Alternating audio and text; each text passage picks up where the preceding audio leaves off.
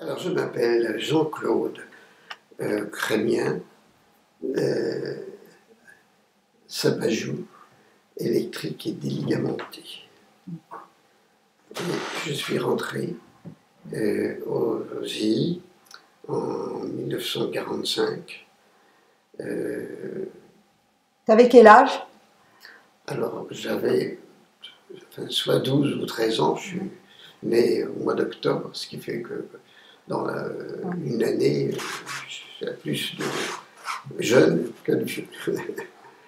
Alors, en fait, c'était juste après la guerre.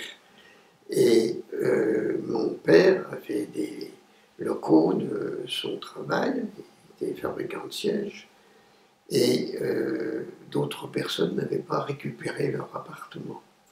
Donc, ma tante, la sœur de mon père, est venue faire du travail, faire son travail pour elle, parce qu'elle n'avait pas récupéré son appartement, ce que je vous ai déjà dit. Et elle avait engagé une petite personne pour s'occuper de du travail de bureau, disons. Cette personne, dont je ne me rappelle plus le nom, était une cheftaine. Et cette cheftaine était d'ailleurs amoureuse d'un responsable des EI, dont je ne me rappelle pas non plus le nom. Et elle a dit « Oh, mais il faut qu'il aille aux EI, c'est bien ». Donc en fait, moi j'avais 13 ans, parce que disons, et alors bon, j'ai été aux EI, j'ai rencontré un certain nombre de gens, dont un chef qui s'appelait Pélican. Voilà. C'était d'ailleurs la personne qui plaisait beaucoup à la secrétaire. Bon, je suis rentré au GI dans une troupe qui s'appelait Rafetzheim. Tous les 3 dimanches par mois, on partait. À cette époque-là,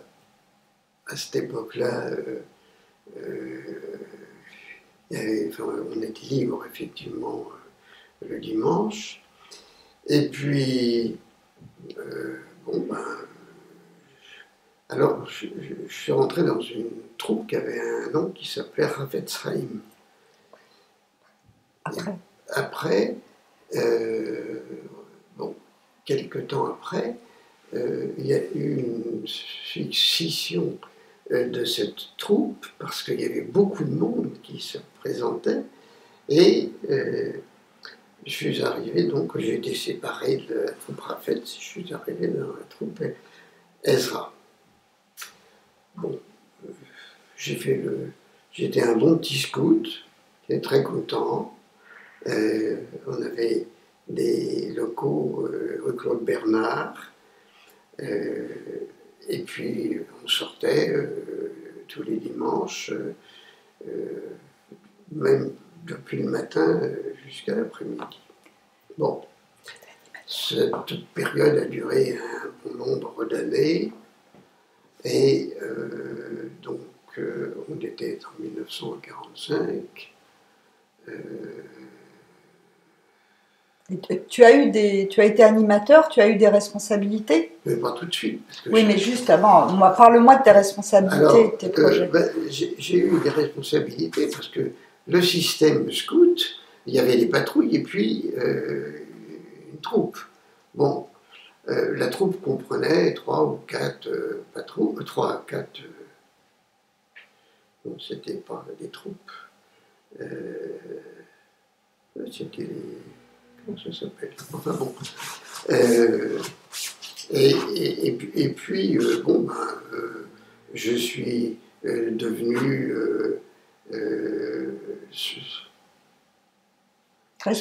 sous-chef. Sous-chef d'une patrouille, non pas de la troupe. J'ai vieilli.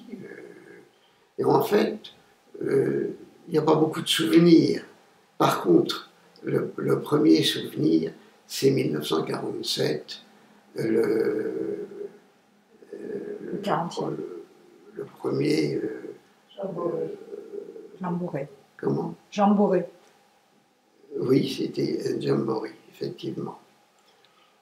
Et donc là, à ce moment-là... Il s'est passé où, le jamboree? Alors, le jamboree, c'était bien, c'était... en France, en tout cas. Ça, c'est sûr.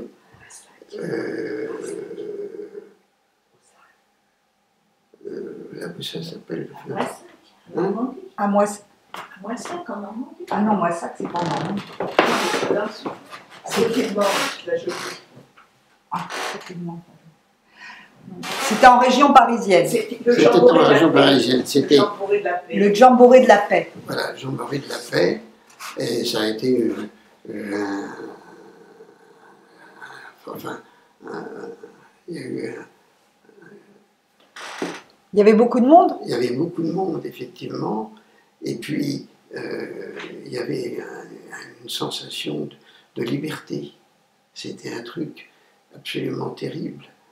Alors, donc, bon, bah, j'ai vécu ce rassemblement avec beaucoup de soucis, parce que on a eu de la gale qui est sortie, ça a été effectivement... Mais enfin bon, ça s'est soigné, ça a été oublié complètement. Et puis voilà, bon, bah, alors après ce jamboree, j'ai dû devenir un petit sous-chef de patrouille. Notre troupe marchait bien. Et puis, je pense qu'il faudrait aller un petit peu plus loin, parce que là, j'ai pas de souvenirs, parce qu'on sortait... Alors justement, après, c'est quoi tes souvenirs? Après. Alors après, je suis devenu un assistant au chef de la troupe. Au-delà des patrouilles, il y avait 4 patrouilles dans la troupe. Et alors on a fait des camps. Bon, le jamboree, je n'en ai pas pensé, mais en fait, j'étais trop jeune. Hein. Tandis que là, je participais vraiment à la direction des choses, même si c'était pas mal le plus responsable, mais c'est peut-être certainement la période où qui m'a fait commencer cette présence aux EI jusqu'à aujourd'hui, en fait. Et au QG, tu as eu des responsabilités? Alors, c'est pas tout de suite, ça. Vas-y, parle du QG. C'est pas tout de suite. Donc, les choses avançaient, et puis il y avait une personne qui s'appelait Jacques Lévy, Tapie. J'étais devenu très ami avec lui, et ce Tapir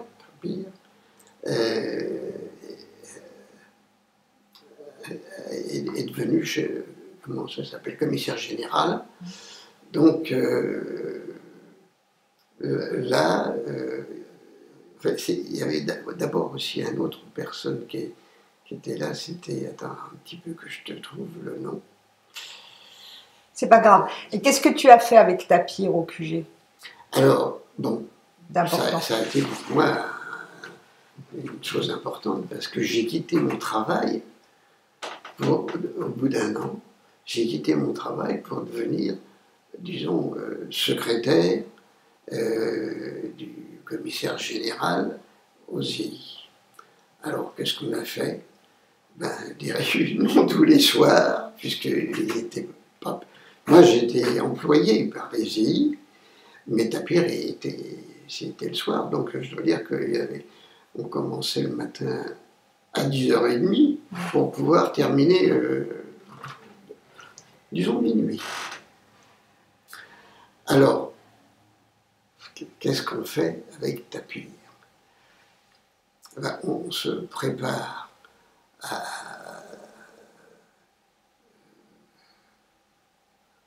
enfin, disons, à faire marcher les EI. Alors justement, c'était quoi les projets de l'époque? Les projets de l'époque, ben, c'était de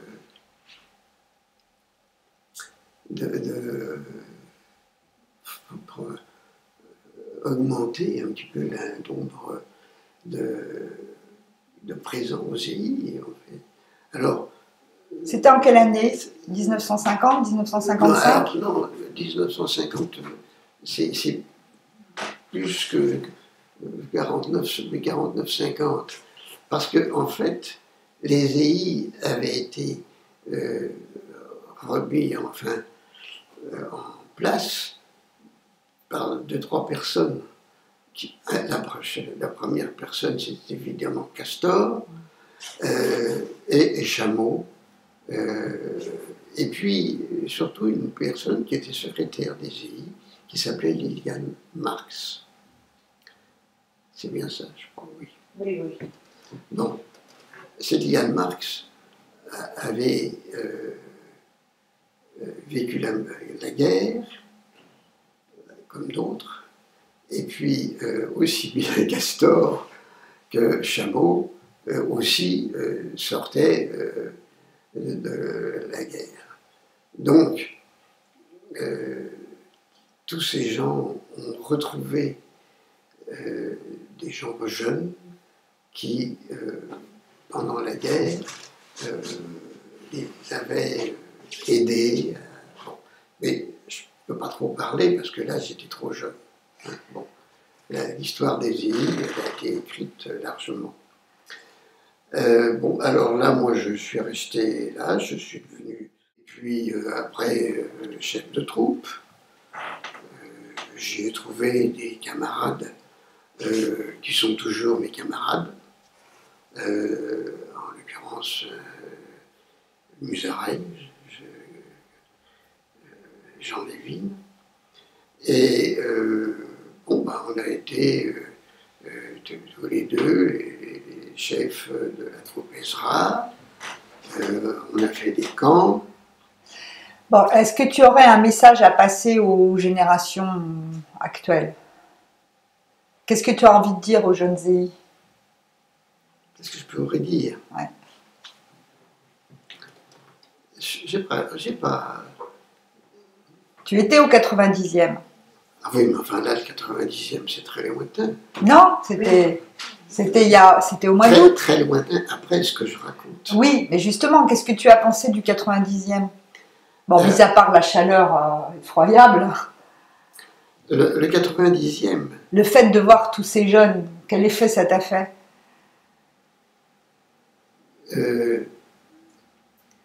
C'est un effet qui est extrêmement personnel. Ah, bon. Non, non, mais si, parce que tout ce que j'ai pu faire, tout ce qui s'est passé dans les EI est repassé dans ma mémoire peut-être, mais elle est repartie. Ouais. C'était une joie que je ne peux pas exprimer. D'accord. Bon, bah écoute, tu n'as donc rien à dire aux jeunes, là. Tu n'as pas envie de leur dire, je sais pas, quelque chose, une critique, ou justement un compliment, ou... Tout ce que j'ai fait est venu tout seul. Et depuis le début jusqu'à encore maintenant, tous mes souvenirs, toute ma progression, j'ai pas fait d'études, moi je me suis arrêté assez tôt, et tout a été là-dedans. Donc les EI t'ont apporté absolument tout. Les EI m'ont apporté effectivement tout d'abord quelque chose de très important, ma femme. Bon, ouais. Ben oui, bah oui, c'est important. Oui. C'est important parce que c'est toujours là. Hein. Elle s'appelait comment ta femme? Elle s'appelle comment ta femme? Alors, comment elle s'appelait? Catherine? Elle s'appelait Catherine. Je ne sais pas comment elle s'appelait, ma fille. Catherine Charras. Charras, voilà. C'était quoi son totem? Bunny. Bunny? Bunny. Bunny. Enfin, Oui. Et elle faisait partie de la troupe Ezra aussi? Non, pas du tout. Ah non. Pas du tout. Pas du tout. J'ai fait connaissance de ma femme dans des camps. Oui. Cette fois, j'étais moi responsable. Et même, quelquefois, déjà, un peu dans les vieux responsables. Donc, je sais pas, je suis tombé amoureux d'une dame qui était là, à qui j'ai donné un balai et qui m'a foutu à la porte. Je lui dis, écoute, tu m'arrêtes, tu dois balayer ici. Tu vois, elle m'a dit, je sais quand même tenir un balai. Il y a quand même des choses qui restent. Bon, alors donc, pas de problème. Donc les EI, c'est ta vie, quoi. Les EI, c'est ta vie. Les EI, après, ça a été nos enfants. On a eu la chance d'être aux EI. Combien d'enfants tu as? Alors, 2 filles. Qui ont été aux EI. Et tes petits-enfants, ils sont aux EI? Alors, mes petits-enfants, et ben là, non, c'est tout à fait différent. Ah, bon. On va pas en parler alors. Non, c'est tout différent parce que simplement mes filles sont parties Ah. à l'étranger. Ah, d'accord. Voilà. Alors, elles n'ont pas fait de scoutisme là-bas. Bon. Il y en a une au Canada, une aux États-Unis.